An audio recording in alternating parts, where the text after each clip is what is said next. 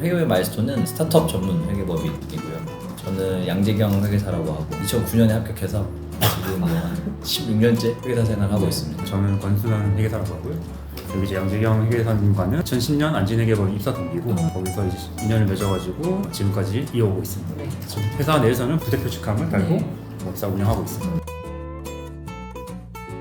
저희가 개업할 때 네. 당시 나이가 32살이었어요. 네. 김견혜가 그 당시 33살. 근데 생각해보면 30대 중반, 초중반의 회계사가 영업할 수 있는 고객군이 제 나이에서 위로 5살, 제 나이에서 밑으로 5살이더라고요. 그게 넘어가면 사실 너무 어려서 창업에 아직 시작도 안 하죠. 5살이 위로 넘어가면 사실 그분들이 보일 때는 제가 카운터파트 전문가로 보이지는 않더라고요. 제가 그 당시에 영업할 수 있었던 고객군은 그 정도 나이대의 고객군밖에 없었어요. 네. 근데 이제 그분들이 사업하시는 게 저희가 개업하고 당시부터 아마 스타트업이라는 단어들이 막 생겨나기 시작했어요. 그래서 이제 저희는 스타트업을 타겟해봐야지 해서 스타트업을 전문을 한 건 아니었고 네. 저희가 영업이 가능한 고객사들을 그냥 영업을 하다 보니까 어느 날 이제 홈페이지를 이제 만들려고 네.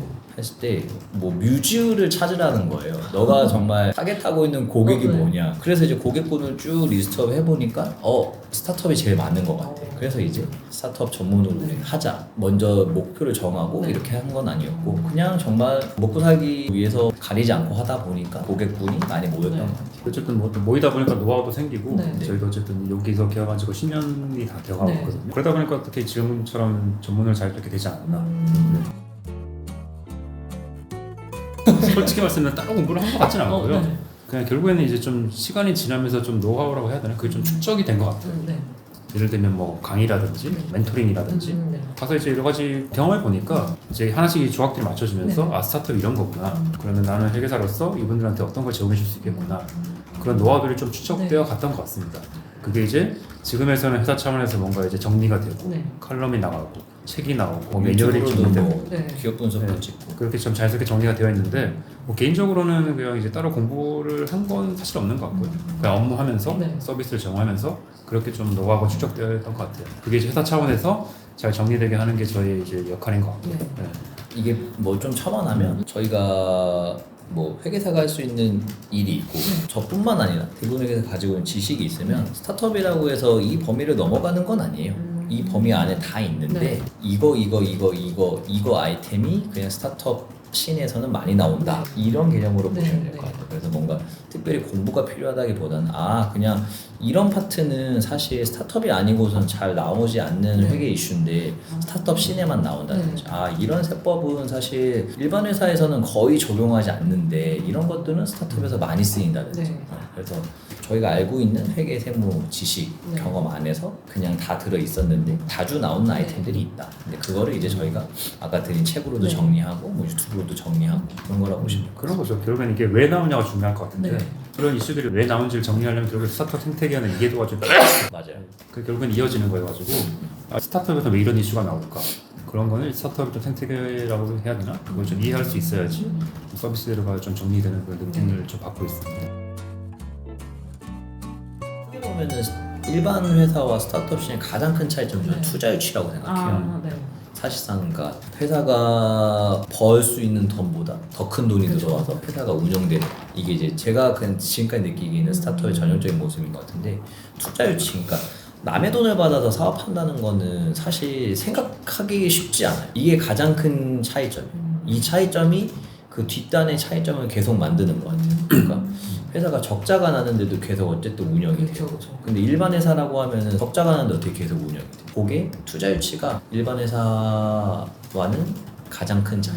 그래서 좀 부연 설명해드리면은 일반 법인은 그냥 대표가 혼자 창업해서 100% 주식을 들고 있는 경우가 태반이에요. 이게 이제 스타트업과 가장 대비되는 차이인 것 같은데 투자를 받게 되면 당연히 새로운 주주가 들어오잖아요. 투자사가 들어올 수도 있고 뭐 대부분 투자사가 들어오죠. 그럼 그분들이 또 원하는 게 있단 말이에요. 그러니까 스타트업이 이렇게 투자를 받게 되면서 이해관계자가 굉장히 다양해요. 다양하다 보니까 거기에 맞는 이슈들이 생겨나게 되는 거죠. 그렇게 좀 스토리를 이해하시면 될 것 같습니다. 그게 제일 큰 차이점인 것 같아요. 스타트업에서 가장 큰 특징은 뭐냐면 어쨌든 기장이라는 서비스가 필요해요. 회사가 좀 커지면은 네. 당연히 기장이라는 거를 내재화하는 회계팀이 만들어집니다. 그럼 그때는 기장이 필요 없어요. 네네. 근데 이 기간이 상당히 깁니다. 그러니까 대다수의 스타트업은 뭐 저희 같은 회계법인 길 가다 많이 보이는 회계사무소 어딘가에는 무조건 기장이라는 걸 맡기고 있어요. 네.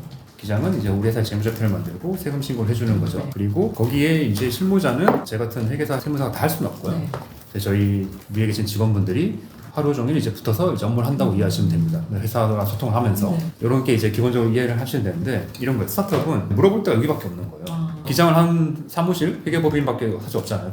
그 안에 거기 회계사나 이런 거예요. 기장을 하고 있는데 갑자기 우리 회사 투자를 받는데요. 갑자기 대표자가 지분을 판대요. 우리 스톡옵션 발행한대요.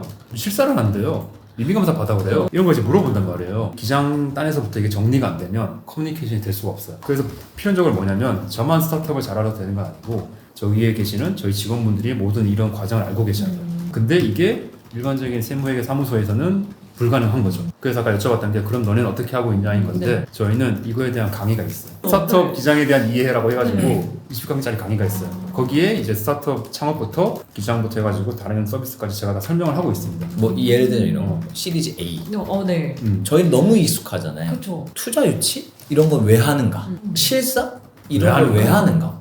우리는 어떻게 해야 되는가? 그냥 회계 세무의 지식이 아니라 네. 이 전반적인 백그라운드 그냥 어떤 상황에서 이거를 우리한테 요청을 하는지 그게 진짜 극단적인 예가 어떤 거냐면 저희도 어쨌든 직원들을 채용을 하면은 네. 신입도 채용하는 경우가 있겠지만 경력직을 많이 채용을 네. 하잖아요. 네. 경력직분들 일반 회계 사무소에서 오신 분들 꽤 있단 말이죠. 네.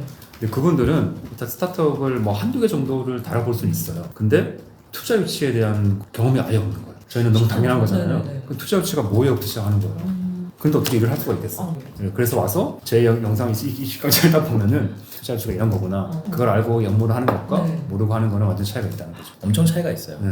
그리고 이거 영상 플러스 저희는 이제 내부적으로 매뉴얼 작업이 꽤 나름대로 제 기준으로 빡세게 되어 있거든요. 노션을 활용한 매뉴얼이 네네. 작업이 꽤 상세하게 되어 있어요. 그래서 그래가지고 이제 정보성원이 공유하고 이런 이슈는 이렇게 대응하고 그게 좀 체계적으로 정리를 하고 있습니다. 네.